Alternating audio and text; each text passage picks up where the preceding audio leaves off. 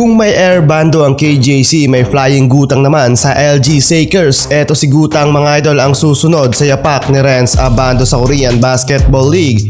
Ang tanong mga idol ng taong bayan kung ito nga ba ay may dugong Pinoy at kung pwedeng maglaro sa Gilas, Pilipinas. Katulad ni Ethan Albano na halimaw sa pagkana ng puntos at assist sa liga sa Korea at katulad ni Renz Abando na sobrang sikat sa liga ay may iba pang Pinoy KBL import ang nagpapasikat sa kanilang teams sa KBL. Tatalakayin natin mga idol ang ibang detalye patungkol kay Justin Gutang. Kasalukuyang naglalaro para sa LG Sakers sa KBL at nasa rank 4 sa standing ng liga ang kanyang koponan na may 6 wins and 4 loss.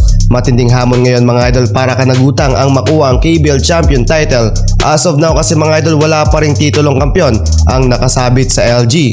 Taong 2000 and 2001 pa nang muntik nilang makuha ang championship title pero tinalo sila sa finals ng Samsung Thunders. Magkasabay pumasok sa KBL sina Renz Abando at Justin Gutang at pangalawang season na nila ngayon dito sa liga. Last season mga idol kumana si Gutang ng 9 points, 4 rebounds, 3.3 assists while shooting 64.7% from the field. Sa present mga idol maganda ang performance na kanyang pinapakita sa liga. Parang si Renz Abando din kung maglaro mga idol lalo na sa offensive play.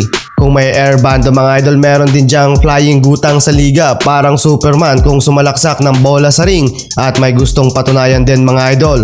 Pero sa block shot hindi ganon kataas ang kanyang status. Sa Korea kasi mga idol parang bibihira silang makakita ng player na buwis buhay kung sumalaksak sa ring. Mas nakilala nga at nabansagan bilang air bando si Renz Abando dahil sa pagkampiyon sa KBL All-Star Slam Dunk Contest. Samantalang umugong ang pangalan ni Gutang dahil sa 3 slam dunk na ginawa niya sa nag-iisang laban at kontra pa ito mga idol sa kupunan ni Renz Abando. Ang tanong mga idol kung pwede nga ba siyang maglaro para sa Gilas, Pilipinas. Quick background check tayo mga idol dahil si Gutang ay pinanganak sa California pero may purong dugong Pinoy dahil parehong Pinoy ang kanyang ama at ina. At the age of 10 years old nga mga idol ay pumunta na siya dito sa Pilipinas kasama ng kanyang pamilya sa Bulacan para matutunan din ang basic language ng Tagalog at ma-appreciate ang kulturang Pinoy. Nag-aral sa De La Salle College of St. Benilde at naging varsity player bilang shooting guard and power forward ng Benilde Blazers. Guess what mga idol, hindi rin siya mga idol naging interesado magpa-draft noon sa PBA at mas piniling maglaro para sa Benilde bago napunta sa KBL.